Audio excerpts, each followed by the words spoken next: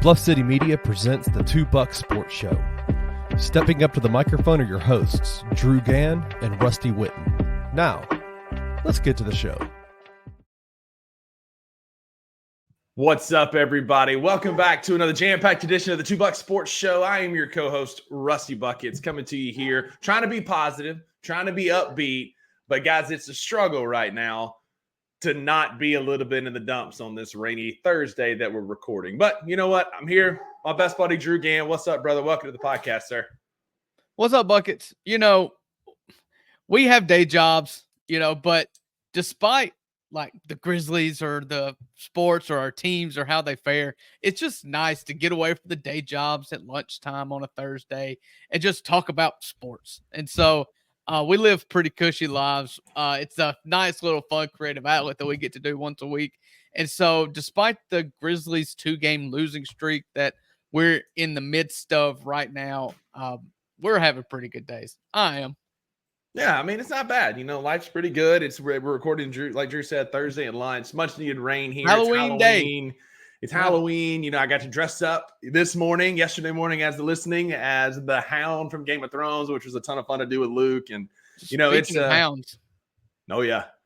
Ted boy. Look, no cone, no nothing. Look at that old fella back there.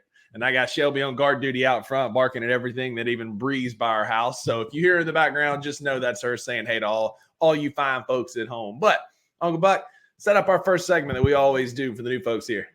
Yeah, so Buckets and I, we are the Two Bucks, and we go back a lot longer than this podcast does. And so we've been friends for over 10 years, and this whole show started as us just recording our cell phone calls once a week to catch up about sports, the Grizzlies, college football, whatever we can get into. And so, like most phone conversations, before you get into the meat and potatoes of sports, I just want to see how you're doing. So we start each show with our best and beef of the week. So Rusty, tell me the best thing of the week, and I have a feeling we're going to share it. Yeah, I'm about to say, I'm not trying to steal your thunder because you brought this up in the green room beforehand, but the best thing of the week for me, man, was the Grizzlies home opener on Saturday. Myself and Maggie ran into you and Haley after y'all got tickets for it and had a great time, man. The Forum was rocking. It was the best game we've played all year so far, which was nice to see against a good Magic team. Banchero only went for 50 within like 3 days, of that game. And so we saw a good team beat a good team, but the company was fun. Hanging out with y'all was great. And man, there's been several times where I've just thought about those tacos from Tacos and Ganas and been like, whoo, that was a move. I tell you, I've been to a few opening nights. The other most memorable one for me is after Tony Allen signed with the New Orleans Pelicans. Home opener was against New Orleans, so you got to see Tony come in, and that was a packed house. But I said this on every show that I've been on in the last week. This home opener and this season opener last Wednesday, and it reflected in the home opener Saturday night as well. It felt 2 years in the making, and it's seen a little the season has already kind of taken a left turn. Mm-hmm. But if you put yourself back on Saturday night, that atmosphere was amazing. The crowd was amazing. It felt like 2 years coming because you never got the ball rolling downhill in the 23-24 season. And so the home opener, you were dealing with a jaw suspension, and then you got injuries, and you just never got going. And so this season felt like 2 seasons worth of anticipation combined into one Saturday night against the Magic. And it was amazing. The Grizzlies home openers are done as well as could possibly be done. You had Project Pat leading the starters out of the tunnel. My favorite tradition is the Circle of Life, where Grizz takes a baby dressed in a grizzly bear costume and lifts them up to the Circle of Life from Lion King. It's my favorite thing. You had the awesome. Grizz Granny to Grandpa's. You had the Grizz line. I mean, all stops. They pulled out all the stops. The jerseys are amazing. The court is amazing. It pops. And for a white jersey to pop the way that those throwback Vancouver jerseys do, it was amazing. It was a great night. The best team we've played thus far. Keep in mind, we're recording this on Thursday. We play the Bucks tonight. And you dominated them. You got to see Yuki, got to see Jay Huff reverse slam twice. I mean, just a 10 out of 10 night. It was by far the best thing of the week for me. Yeah, and you had myself, and Ja all wearing the reverse scratches, like just looked good. It went with the whole jersey, the whole ensemble, man. There was a ton of Edie jerseys. There was a David Roddy jersey sighting in our section, sitting on the other side of my illustrious co-host, my wife, first lady of the 2 Buck Sports Show, wearing her David Roddy jersey. Had a great time, man. It was a good night. It was a fun night. We got to see Zach Edey's first 3 in the corner. I went ballistic, calling 3D, and just like seeing Ja hoop. And like you said, it felt like 2 years of frustration were just taken out on the Orlando Magic. And it was a good palate cleanser after what was an abysmal Friday night game against Houston, only for it to get worse since then. And we'll talk about that more here in a minute. What comes up must go down. Uncle Buck, we always start on a positive. We get our beef out of the way, usually because we're going into something positive afterwards, talking about the Grizzlies. Probably not the case today. But tell me, what's the worst thing that's happened to you this week? Man, the most beautiful time of the year is right now, when all the colors of the leaves change and everything. But the downside of that for me is I have a very small yard. But in this very small yard, I have 2 massive pin oak trees. And if you don't know what a pin oak tree is, it's an oak tree, but its leaves are like 4 inches long and about that wide, and there are billions of them at all times in my garage and in my driveway and on my roof, and they all come down at the same time. They all came down this week. I have had to do leaf control every single day, and it's just annoying. And they also have those acorns, and everything is sticky. Like my driveway is just sticky from all the sap that comes when these pin oak trees start shedding. I hate them. It's like, outside of like, I hate the fact that I can't grow grass in my front yard, but more than that are these stupid pin oak leaves that are everywhere. Yeah. You remember that house I had in Corinth that had all those sweet gum trees that would drop those little gumballs everywhere? It's like that, man. It's just like, it's exhausting trying to pick them all up. It's a mess. It's awful. I will not do I've suffered through this pin oak tree. I would have not have bought this house if there was a sweet gum tree in the yard. Yeah, the plights of being a grown man. I saw something earlier today. It said, one day you're not old, and the next day you have a favorite grocery store. And I feel like that's where we're at. Like, one day you're not old, and the next day you're talking about which trees are in your yard that are annoying. How to best seed my yard for the spring. I'm there. So typically we make these non-sports related, but both of mine are going to be sports related today. Drew, I had a feeling it was going to be a long year for Mississippi State, but like, my interest in college football has just waned because Mississippi State's so bad. Like, normally I'm watching the games, I'm invested because I feel like there's an opportunity we're going to see something good. And all we did was give up 800 yards to Arkansas, and just, it's not a competitive product. And like, it's kind of trickling over. Like, I'm still watching big games and keeping up with it and placing bets and stuff on ESPN Bet and keeping up with it. But it's just not the same when your team is just so bad and your defensive coordinator is not making adjustments. The talent is not there. Like, it's a rough time in Starkville. And I hate that it's just kind of overcast my entire college football experience this year after hyping it up so much. And like, it's the greatest sport on earth. And I don't have the same umph for it this year that I normally do. And it's a product of the state being so bad. Well, yeah, that's natural. That's the thing about the Grizzlies. Like, how many of us, you'll find 2 of the most diehard fans on this show. But how many times last year, if we weren't writing a post-game article or a pre-game article or having to talk about it the next morning on Daily Grind or whatever, how many times have we just like, I just had just such a short fuse for it? Like, okay, this game's going poorly, I'm going to watch Netflix. Like, that's just part of it. And it sucks. And for college football, like, you've got 12 weeks of it. There's 12 games. And so it's such a small, short season if you stink. And so I've been there. I've been frustrated this year. Ole Miss played Oklahoma, and my frustration level was through the roof at the half, losing to Oklahoma. That the second half, I was just like in and out of the room. I started doing tasks and keeping up with it from a distance.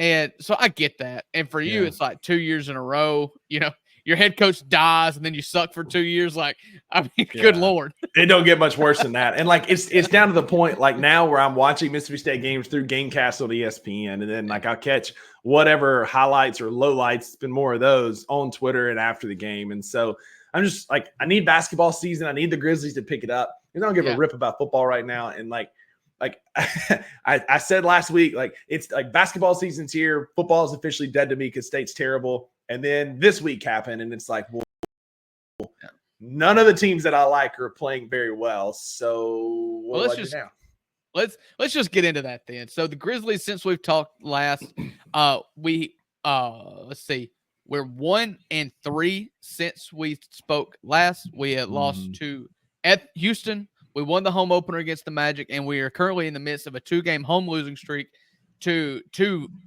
probably really bad Eastern Conference teams.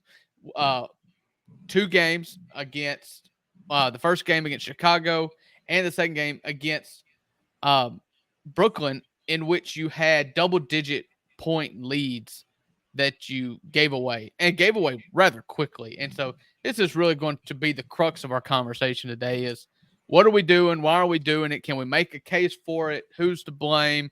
How do we get out of it?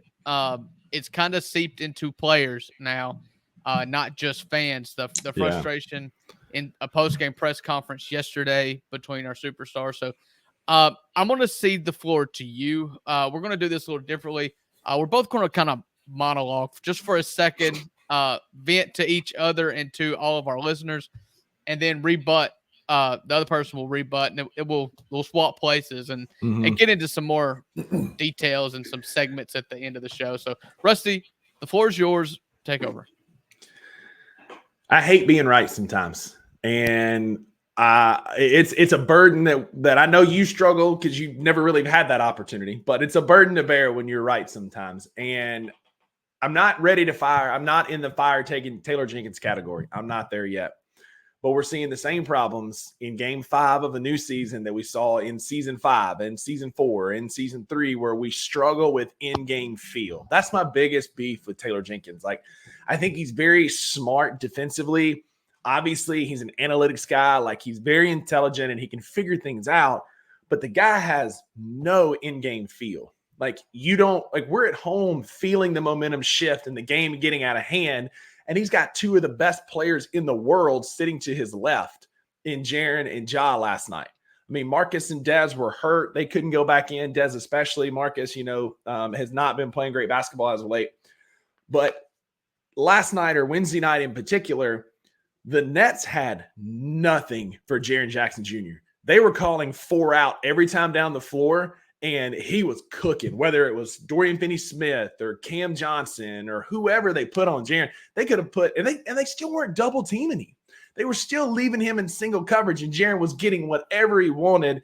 And it's like it's working too good. Taylor would go away from it. Like, we call it 2 or 3 times in a row, and then for some reason Jake is then taking shots. And it's like, if the Nets aren't going to double Jaren, I'm not a smart man. Like, I'm not. It's well documented on this show and in our friendship and in regular life. I'll second that. Yeah. Even I know that you feed the hot hand. Like, if if they have no answer for Jaren, you keep giving it to Jaren, but instead we pull him from the game. We go away from him. We go to Jake, like whatever. If they're going to consistently not double team the best player on the court last night, I'm feeding Jaren. These late game rotations are wild, man. There was a point in the game, in the Brooklyn game, where TJ, and this is my first of a couple rants. I'll rant on TJ, then I got another thought after you get a chance. There was a point in the fourth quarter where TJ looked out at the floor and said, you know what we need right now? We need a lineup of Scottie Pippen Jr., Jake LaRavia, John Conchar, Santi Aldama, and Jay Huff. That's what we need to play winning basketball. Shocker, the Nets went on a massive run with that unit on the floor last night, and we couldn't do anything. Last thing I'll say about it, we looked a little better with some of the overhelping on defense last night, but we're still having night after night where teams are having their best three-point shooting night of the season against the Grizzlies. Earlier this week, the Bulls knocked down 25. The Nets knocked down 15 last night for 36%, which isn't awesome, but that's still a pretty good three-point shooting night. And there's just no adjustments being made from what is a good defensive head coach. And so, I'll give you a chance to rebut here in a minute. You have been on my case about being anti-Taylor Jenkins and a Taylor Jenkins hater, but every criticism I've had about TJ has been proven right so far in 5 games. So, I am going to criticize Taylor Jenkins, but I'm going to couch it. I'm going to couch it a little bit because, not because I think that he deserves like a lot of credit here, but the bench is what the bench is. Okay. We've talked about on this show where when you start paying superstar money, your bench suffers. Now, we touted our bench going into the season. We've got a really good bench. We do. The problem is the 3 best people that you're going to bring off the bench are hurt. Yeah. You got Gigi, you've got Luke Kennard, and you've got Vince Williams Jr. that aren't playing. They're not going to play in November, probably. And so it's just when you've got 3 people, your best 3 people off the bench that aren't playing, the bench is what the bench is. My beef, let me start here. I don't buy the injury report at all. I don't trust the injuries. The reason why I don't trust the injuries is because John Morant, before the Chicago game, before the home opener against Orlando, pops up on the injury report. Thigh soreness, questionable. He plays. Then the next game against Chicago, the same thigh soreness, he's out. And then he's still on the injury report for the Brooklyn game. So my question is I'm not here belittling Ja, saying Ja's not tough. Don't hear what I'm not saying. But everything on the injury report, Zach Edey pops up on the injury report and plays. John Conchar pops up on the injury report, plays, sits, plays in 3 consecutive games. Yeah. So this injury report to me just seems like a way to circumvent getting investigated by the league. Like, these people aren't hurt. You're not hurt if you're playing. If you pop up on the injury report and you play through it, then I don't want to hear after a day off that you're going to sit out because of this injury when it happened wasn't serious enough to keep you out of a game. So I don't know where this is coming from. This is obviously a directive that I believe Taylor Jenkins is at best resisting but playing nice with, or at worst going with and agrees with. But I believe this comes from the front office. I do. I think this minutes restriction is from a directive from the front office. In college football, there is a saying, don't let the same team beat you 2 weeks in a row. You've heard it. We've all heard it. If you lose a heartbreaker, don't take that loss and carry it over into a bad team and lose because you can't get over it. This screams to me, we are getting beat because of last year's injury problems. We are so scared of injuring our players that we are playing our good players 20 minutes a night and losing because of it. Yeah. There is no reason why this team, given the leads that we've had in every single game, given the teams that we have played in every single game, I don't know why we're not 5-0. Yeah. We've had double-digit leads in every single game that we have lost. Games, we've lost 3 games. 2 of them, and I'm not sure about Chicago, but 2 of them I know missed the playoffs last year. Chicago may have. They were in a play-in game. They were in a play-in game. And then, but I'll say this, in all but 1 game this year, we've had a double-digit halftime lead. Last night was the first time we came in averaging a 14.5-point halftime lead, and last night was the first time we didn't have that. So let me take this to Taylor Jenkins then.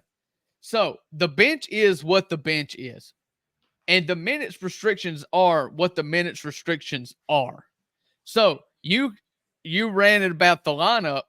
My point, counter-ish point, is that that's your bench. Like, you got to have bench minutes. Now, we can argue that, throw Jaren in there and stagger Jaren and Ja. But at that point, What are you going to do? Run Jaren with the bench and then run Ja with the bench? Like, that's not a good lineup either. You're going to run all-star. You're going to platoon in and platoon out, 5 in, 5 out. Like, I don't know what you do when you go. You're going to suck in the bench minutes. There's no way around that, in my opinion. But you talk about feel for the game, I'm with you. I'm 100% with you because to me as a fan, it doesn't feel like we're trying to win. When we get on these runs, I don't give an absolute beep about minutes restrictions. Like, we have given up runs of 15 or more to 0, and we do nothing to stop them. And we do it in the second half. Like, there's not a timeout called. There's not a substitution made.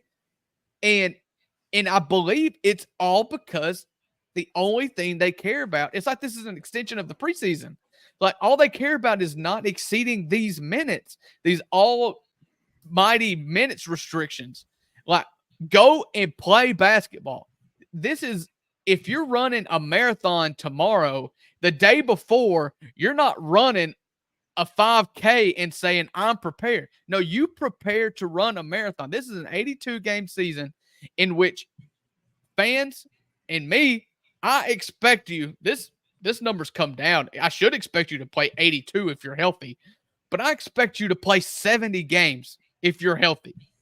Like, and I expect you, when you're playing and you're winning or competing in a basketball game, to be prepared to play 36 minutes. LeBron James, 40 years old, is playing 36 minutes.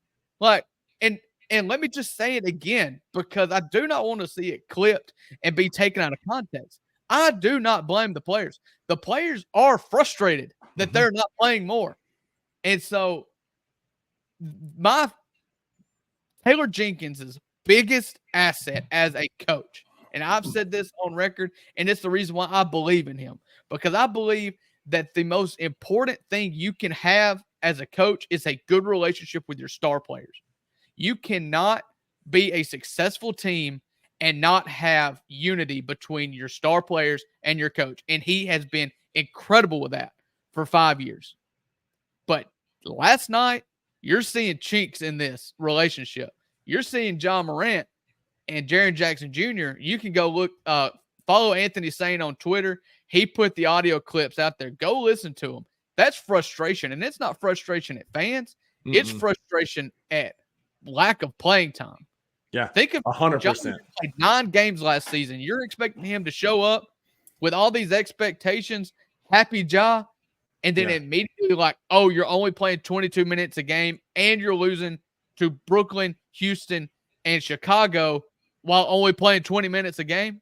Like, and if I'm the star player, I'm throwing stuff. Yeah, so my rebuttal to some of that too, and it's not a rebuttal, it's kind of goes along with it. But like, we're restricting Ja's minutes against Orlando, and then we don't play again until Monday against Chicago. We don't play again until Wednesday against Brooklyn. And so like, he restricted him in the Orlando game, didn't even play him on Monday, and then didn't even crack 30 minutes last night. Drew, to kind of come along with your point, like, I'm not asking for Jaren and Ja to play 40 minutes a night in October. But if they play 32 minutes in the Brooklyn game, the Chicago game, and the Houston game, we win all 3 of those. I understand we don't need to be platooning 5 in and 5 out. The bench is what it is until Vince, Gigi, and Luke come back. But there's a way that you can stagger Ja and Jaren through the doldrums of midway through the third quarter to midway through the fourth quarter, that one of those guys is out there to stop a run, and then they both can come back in at the 6-minute mark to close out the game and win. There's a way to do that. I think that's exactly what you're talking about with feel of the game. It's like, do something to stop the bleeding. Yes, and other teams are doing it well. The Boston Celtics are 4-1. They lost last night in overtime to the Pacers, but in the last regulation game they played against the Bucks, Tatum had 36, Jaylen Brown had 38, Drew Holiday 33, Derek White 34. These stars are playing big minutes because they're professionals. Go back and listen to the Chris Vernon show from Tuesday when Tony Allen was on there, and he said this minute restriction and rest is a bogus excuse. We are professional athletes. The offseason and the preseason are for getting your legs under and getting in shape. You show up to game 1 in shape and ready to play. I don't know if and I'm not like, I agree with what you said earlier. This is not like a lot of this is on Taylor because he has no feel for the game. But this is in game. Yeah. This is a front office initiative as well. They're in cahoots, which tells me that Taylor Jenkins' seat is fine. We in fans and the players are frustrated, but he's fine. He ain't getting fired anytime soon. But like, this is an initiative that they're following to the grave. They're running this team into the ground. I don't know if they're aware of this or not, but the regular season has started. You made a great point. This feels like they're still treating it like the preseason. We're 5 games into the regular season. When the number 1 seed in the Western Conference was decided by a single game 82, these games matter. It was a 3-way tie for first place last year. So these freaking games matter. I don't want to hear any more about this. Guys, breathe. It's October. We got a lot of basketball. Yes, that's true, but it's going to come down to 82 games. You know, you're going to have like the margin of error is so tiny in a deep Western Conference, and it only got deeper that losing these games in October to back like – you got cooked by Zaire Williams last night. Like, bad teams are beating us in October are going to bite us in the butt come April and May. You know, you look at it, and I'm with you. Like, I know it's a long season. It's 82 games. We have seen in Major League Baseball where they play 162 that they've had to play a 163rd game to determine a tie. Like, it happens. I don't want to hear it. And I'm sorry. Last thing I want to say, like, the things that Taylor is doing now are the same things he's going to do in April and May because we've seen it before. We've seen the same rotation lineup issues in October, in April, in other seasons. And yes, like, we statistically get better. Like, he has won Coach of the Month in January. It feels like every year. Yeah. And so there's a time where it's going to get better, but I need to see growth now or we're not going to see that same growth because what we're seeing now is regression. Yeah. And to me, it all the crux of it is like, what your players think about it. Like, the players want to play, obviously. Breaking news, players want to play. Right. But if it's that obvious, why is it not that obvious? You know what I'm saying? And you brought out all the stats for first games played, you know, minutes played so far this season from star players in the NBA. The most damning thing for me was DeMichael Cole's tweet from last night, from 2 a.m. this morning. Yeah. My man was on it all night long. From DeMichael Cole from the Commercial Appeal. After the 25-game suspension, Ja Morant played 34 minutes and 46 seconds in his first game against the Pelicans, playing more than 34 minutes in 8 of the 9 games he played last year. Yeah. In 22-23, Ja played 38 minutes in his season opener, and he only played under 30 minutes once in October. And that was a 40-point loss that he was you benched your guys, you know. Listen, if DeMichael Cole, Drew Hill, and Chris Vernon are getting after the coaches in the front office, things are not going well because those 3 guys will stand. Add me to that list because I do apologize for them a lot. And I those feel guys, like I feel like I have good points. I just feel like I'm in the minority. But those are the 3 biggest mouthpieces for the Memphis Grizzlies in the media. And when you got Verno going at them on Tuesday, Drew Hill and DeMichael Cole, both big beat writers for the Commercial Appeal and the Memphis Flyer, going after TJ in the front office on Twitter. Daily Memphian, thank you. Like, something is amiss because those guys they are apologists to the end and they're getting frustrated. But it just comes down to like what's important. Like, if there was statistical data that showed that playing 3 games in 5 days increases your injury odds by X number percent, or playing back-to-backs, or playing more than 30 minutes to start the season increases injury odds by X percent, then I'll buy it. But we all remember Adam Silver and the I forget who the associate AD is, the one that was a former player, big shot player. But they sat down with that. They did a Joe study. Dumars. Joe Dumars, that's right. Yeah. They sat down with a study to basically tell all the teams, like, listen, I know y'all are load managing because you're scared of your stars getting hurt, but here's the data that says that load managing makes it more likely that you get hurt. And playing 20 minutes a game, Ja is coming off the bench cold. If you want to get hurt, don't warm up. Yeah. Don't stretch. Sit on the bench and get cold and then ask to go play in an NBA game. Like, it's just not relevant. It's not good data. It's not good practice. Go out there. They train all off season. You ramp up in the preseason, and then you go out there and you play basketball and you play hard.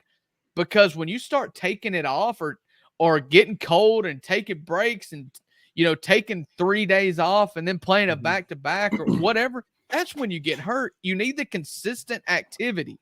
And to support your point, look at Brandon Clark. The more Brandon Clark has played this year, the better he's gotten. Remember games like 2 and 3, we were all like, whoo, BC's not looking good. He looked decent against Chicago. Like last night against Brooklyn, Wednesday night against Brooklyn, he shot 100%, 5 for 5. He was in the lane. The floater was working. He finished with 13 points in 20 minutes. He was one of only 3 Grizzlies with a positive plus-minus, and Marcus Smart 6 minutes, and Ja was plus 14 or plus 4.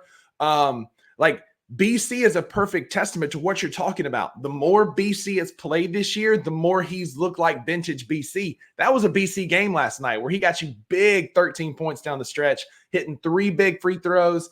He played well because he's playing more. That's 100% true. I would not be surprised, Drew, because Desmond Bane came in looking like he was in great shape. We talked about it in the preseason games, game 1s and 2. He looked good. And then he's been on a minutes restriction as well. Hasn't played more than 25, 26 minutes. And what happens? He pulls an oblique last night. And that can be a lingering, nasty issue that might sideline him for a couple of weeks. That's a booger to try and get over. And I think it's to your point because he's coming back in cold. Yeah, I mean, it's going to be a nice little case study that I hope I'm proven wrong at. But you look at the players on this team that are forced to play a lot of minutes because your stars are not playing many, and you watch how good they hold up. Now, I'm not talking about rolled ankles happen, but if you look at like soft tissue injuries, like muscle cramps or thigh soreness or whatever they love, their flavor of the day is at Grizzlies PR and the medical staff, I'd be willing to bet right now that those players deal with less cramps and tears and tugs in their soft muscles, tissue injuries than, for instance, Desmond Bane's oblique last night. Nobody's in better shape than Desmond Bane, but I mean, you're coming in and coming out cold, and freak accidents happen. But I'm going to tell you, I started my rant off, and I'll end it like this. The only injuries that I've buy so far are the ones that I've seen. I saw Marcus Smart roll his ankle last night. I saw Desmond Bane come out after 6 minutes and didn't come back in. I saw John Morant roll his ankle in the preseason. All this other stuff, I don't buy. Yeah. I just don't. I think it's them being protective and not trying to pay a Philadelphia 76ers $100,000 fine. Yeah. And I think we're trying to follow. It almost feels like we're trying to follow that model that Miami and Philadelphia do, where they just kind of plod through the season, make the play-in game, and make a run. I hate that. I hate that. I don't want to be that franchise if that's what we're trying to do. My other beef point that I want to get to before we get into a little bit of real versus counterfeit. Zach Edey. I'm not ready to sound the alarm yet. I'm not ready. There are some yellow warning signs, but what frustrated me the most, Drew, against the Nets, he was kind of cooking early. They didn't have a true center to throw out there on him. They were running it by committee, mostly Ben Simmons and Dorian Finney-Smith. And I don't know if those of you keep up at home, but neither one of those guys are taller than 6'10", and neither of them are big like Zach Edey. And we went to him early. He finished the game 6 for 9. He had 13 points and 2 rebounds. He matched his career high. 13 points is a good night. But we just kept going further and further and further away from him. Yes, some of that is Edey kind of playing himself off the court. But like when Marcus got hurt, Dez got hurt, like we kind of lost some of our outside shooting. I don't know that you don't put him back in and run him and Jared. It's like a 2-man post game where you've got a 4 out and a 5 out where you can go back and forth with him being the biggest human on the court last night. Yes, there's some yellow lights going off, but I don't know what our goal is with Zach Edey on a night where he could have been dominant. The Bucks, and we're recording this prior to the Bucks game, like we said earlier. He might have a much better game against Brook Lopez, who's also a big lug. He struggled against smaller defenders. He struggled against John Collins. He struggled against smaller centers for sure. But last night the Brooklyn game should have been his coming out party as the most dominant player on the court because he was 2 times bigger than everybody else. Listen, here's my thing with Edey. If you're going to – the front office has clearly made a statement that we're going to figure things out to start the season. We're going to take it slow. If that's your mantra, if your goal here is to try to get through the first month of the season without injuries and just see where we lay in December, then Zach Edey should be getting 25 minutes a night and figuring this out. But they're not willing to let him figure it out. Now, Zach Edey has struggled. Zach Edey has struggled mightily. He has. Honestly, I've sat around here, and we're Grizzlies fans, so we hope the best for Zach Edey once they drafted him. But we had a rough show here the night after draft night because we didn't want Zach Edey. And the reason why I was not in on Zach Edey, for me, I think Rusty was kind of the same, is that John Morant, he's just going to be in the way. They drafted Zach Edey when your best player likes to drive down the lane. And now you've got a 7'5" dude that's standing on the block with his defender right on top of him because he's not leaving the paint. And so that's a logistical problem. But then after you hired Zach Edey, after you draft Zach Edey, you go and hire this Eurobasket offensive coordinator who focuses on motion, and Zach can't move in that. Like, it seems like you're serving 2 masters on that, and it's really kind of hurt Zach Edey to start this because, one, he doesn't fit the offense they want to run, right? But also, they're not trusting him to get reps to try to figure it out. And that's what's frustrating. They got enamored with Jay Huff just like we all did. Jay Huff had the best start to an NBA season for a 2-way ever. Yeah. You know, and props to him. And I signed off on it. The converting his 2-way deal into a 4-year standard NBA contract. I was a fan of it. But you saw Jay Huff closing basketball games, and when Jay Huff's closing basketball games, when in a game in which you don't want your starters to even play, you don't seem to care to win. Yeah, that needs to be Zach Edey's minutes. Yep. Zach Edey also needs to get on a jugs machine and get some of those hand clamp resistance things. You know what I'm talking about? Oh yeah, to work on. Get that grip strength up, brother. Yeah, exactly. I agree. It's like in college football. You've got a junior or senior quarterback that's struggling mighty and the season's going the tank. Like, would you rather continue with that senior or start getting the freshman reps so he can start figuring out and building for the future? Edey needs reps. He's a rhythm guy. At Purdue, the ball went through him. And I don't want that to be the case for Memphis, but getting him touches early goes a long way in helping get him some rhythm and establish. We saw that last night. We went for a couple post plays early, got a couple quick buckets. He had 6 points in the first quarter and a half. And then we slowly started going away from him. And so I need to see more run from Edey before I start oh my God, this is going to work out. There are some yellow warning flags going off or warning lights, but I need to see more Zach Edey, particularly in garbage minutes, like you just said. Yeah. I think you're going to have to see at some point what you got. And it don't seem like they seem to want to win the game, but they also don't. They want to win the game late, but they don't want to do what it takes to win the game in the third quarter and blow these teams out. So it's kind of confusing to me. Zach Edey did not get a single fourth quarter minute last night. No. Brandon was really good. Yeah. But you basically ran Jaren at 5, Brandon, and then a lot of Santi because Jay Huff didn't get any minutes either. And he had 10 minutes last night. He finished with a net -12. He only had 4 points. He didn't shoot the ball super well. You knew there was going to be a regression to the mean because what he was doing was not sustainable. But I think he can bounce back. But just, again, these late game lineups and rotations are baffling to me, which leads us into our segment that we're going to do next. It's called Real versus Counterfeit. You know, there's real money out there. There's counterfeit money. We're here to tell you what we think is real money and what's counterfeit money in the last 10 or 15 minutes of the show. We're doing this for college football. We're transitioning to the Grizzlies now. Uncle Buck, we're going to stay on Taylor Jenkins. We've been talking about him a lot today. Taylor Jenkins, real or counterfeit? Taylor Jenkins has maxed out his ability as a head coach for the Memphis Grizzlies. I'm going to say counterfeit because I think you have to look at this in two different ways. Like, are you looking at the best X's and O's coach in the league? No. He is a very good defensive coach. The defense will come around. But his relationship with John, his relationship with Jaron, I think he can be the coach of a very good Memphis Grizzlies team. He's done it. He's been the 2 seed twice. We're struggling right now, and he is like I said earlier, he's at minimum going along with it against his will, this whole minutes restriction thing that they're doing.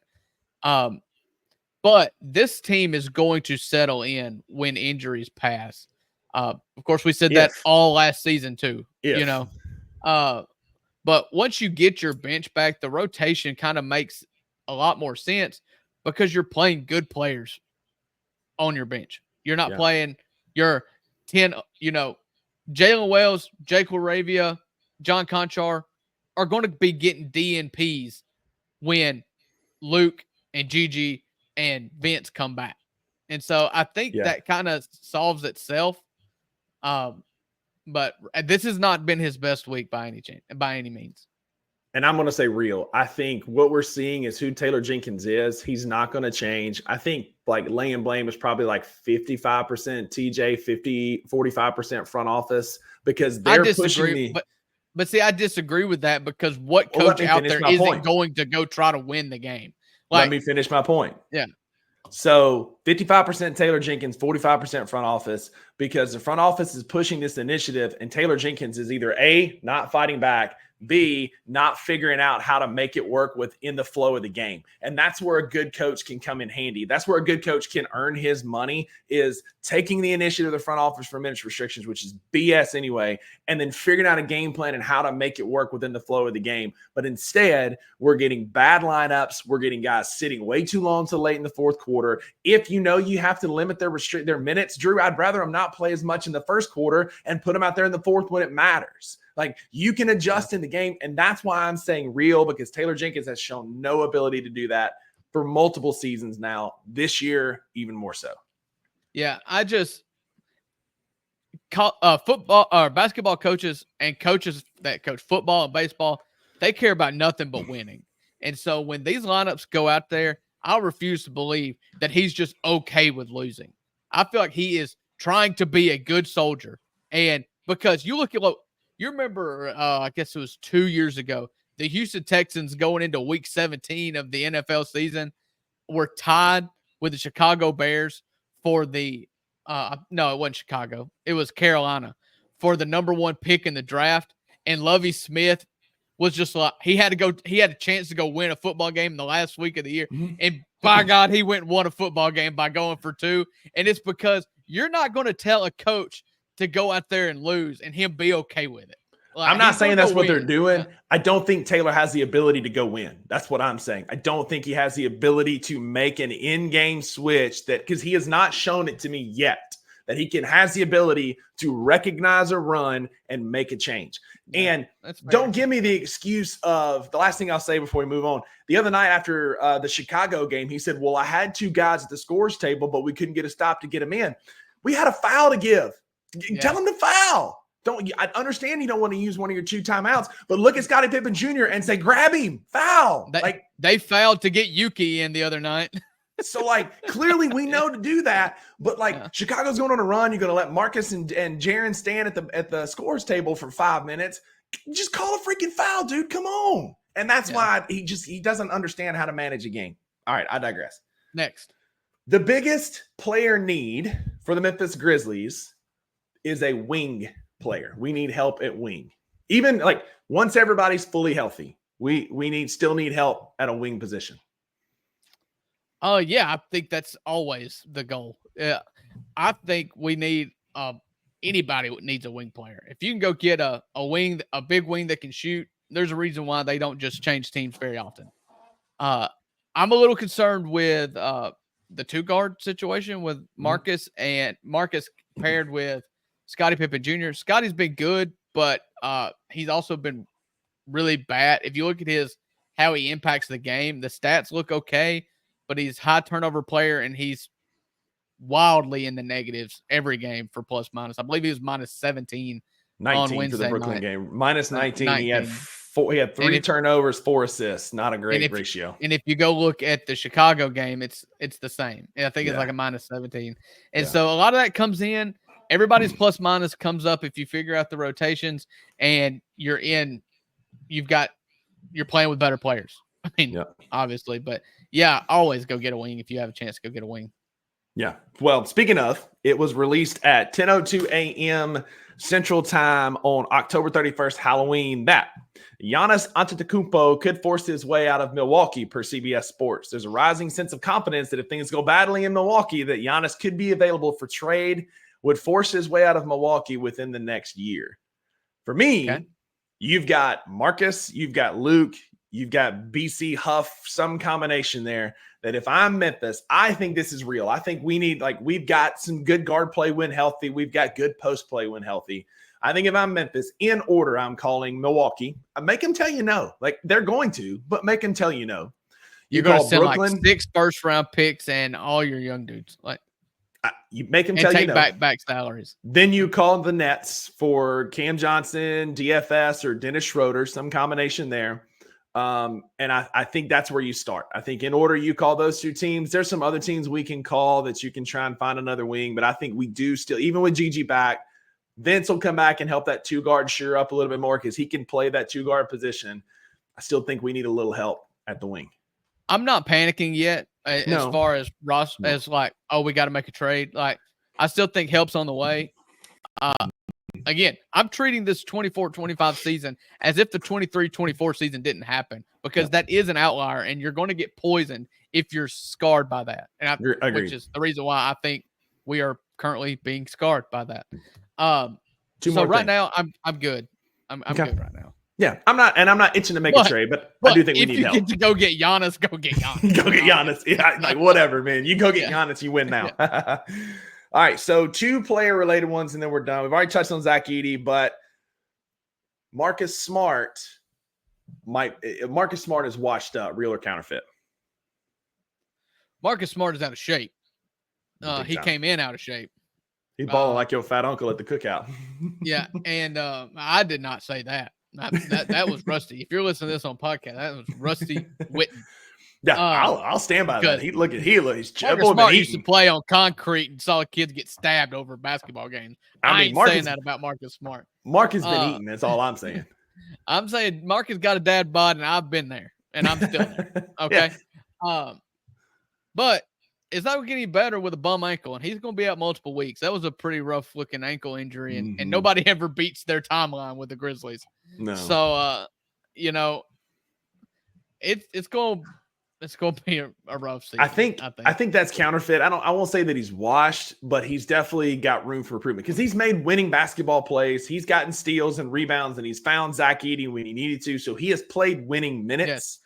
He's meaningful minutes. The shot's not there, but if you look at that Chicago game where he was 1 of 8 and 0 for 7 or whatever from 3 and just an atrocious offensive game, he was +1, I think, in like a 10-point loss. He is the first Grizzly since Jared Bayless to miss 11 consecutive shots. He was 0 for 11 that night, 0 for 7 from 3, and he made 1 free throw. So him and Jared Bayless are 0 and 11 in Grizz history, going down in Grizz lore for that. Like that was, and he was still a positive plus minus. Yeah. That was my point. Like he's still he's the opposite of Scottie Pippen right now, where Scottie Pippen puts up some stats, but the game trend when he's in the game isn't there. That's probably we tested that theory at the Orlando game that when my illustrious colleague here said, I got a theory that when Scottie Pippen Jr. comes in, good things happen, and Orlando immediately went on an 8-0 run. Like, maybe not. No, that was Laravia. That was Laravia. Oh, I thought it was Phil, but anyway. Because I'm always thinking that Jake's getting the brunt of everybody's hatred for the wrong reasons. When you go 1 for 10 in a Brooklyn game and you get 3 like that you're going to get that. But all right, Marcus may not be washed, but he's definitely out of shape, and an ankle sprain is not going to help that. Get that boy on an arm bike. He needs to be sitting in the locker room on the arm bike, just trying to burn some calories. Lastly, and this is what we'll kind of wrap the show up with, and this is a good conversation. I think we've kind of touched on it already, but Jay Huff is a better fit for this basketball team than Brandon Clark. Oh, I thought you were going to say Edey, which we've already talked about that a little bit. Yeah, it's probably the same conversation, but listen, for, I don't know, the third straight year, Brandon and Jaren minutes together have the best two-man combo on the team. Plus 35.5. I mean, you can't argue with stats. You know what I'm saying? And, Brandon does not fit this new 5-out offense that they want to run. Yeah. But Brandon's a winning basketball player. Mm-hmm. And I still want to see do a chin up on the rim at some point.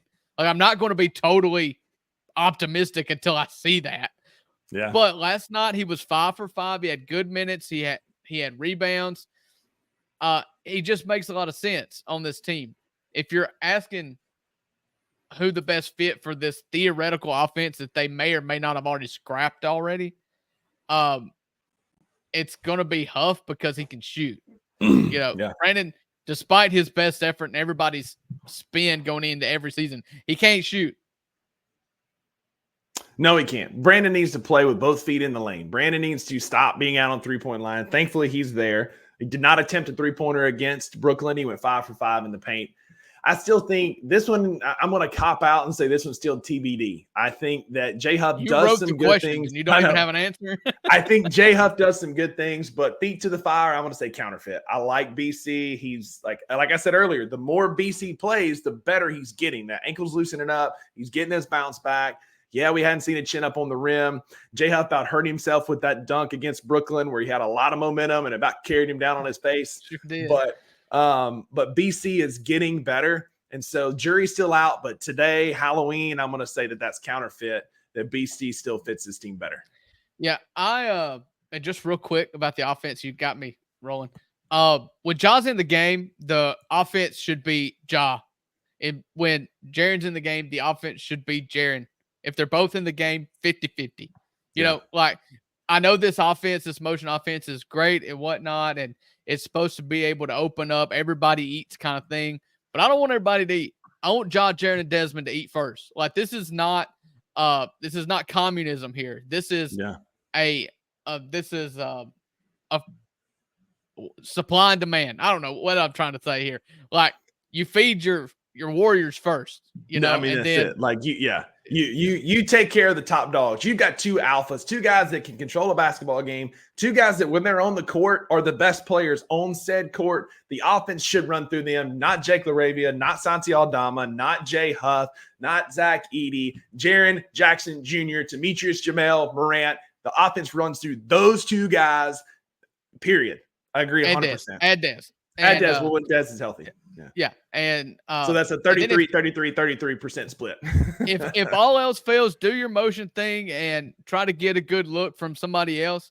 But nothing makes me madder than when Ja and Jaren are on the court and we're running like a Scottie Pippen, Santi Aldama screen and kicking to Jake LaRavia. Like, and they don't touch the ball. They touch the ball every game. It's not that hard. Yeah, every play down the court. Best players. Your best players win you basketball games, and they can't do that sitting to the left of the coach. That's all I got to say. And all I got to say, last thing, you can't go 79-3 without getting 3 losses at some point.